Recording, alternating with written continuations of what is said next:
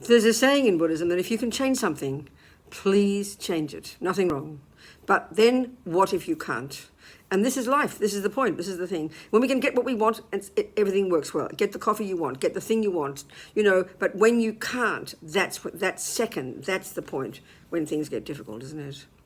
So the trouble is, what we tend to do, and this is reasonable because we have these five senses. When we wake up in the morning, we're totally involved in the objects of the five senses, which is the outside world.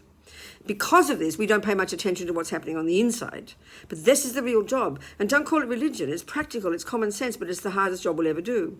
So when we talk about our problems, the things we can't change, in other words, we talk about the thing out there. This happened, he did this, she did that. They're all true, they might have. But the real one we have to start to look at is what is a response that's going on in here. And that's not easy. That's not easy. So of course the Buddhist analysis sounds kind of simple. We're driven by this primordial kind of emotional hunger, which is normal during the universe, to get things to be the way we want. And then, of course, we know the problem starts, the suffering starts, the degree to which we can't handle when we don't get what we want. And that's the second that practice starts.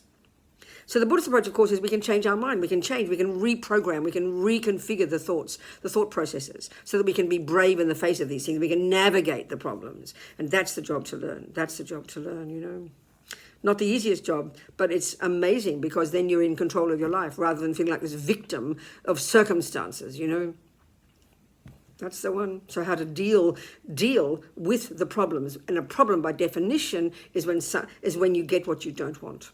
And that's 1,000 times a day. So our sanity and happiness is contingent upon this ability that we can learn. Do our best.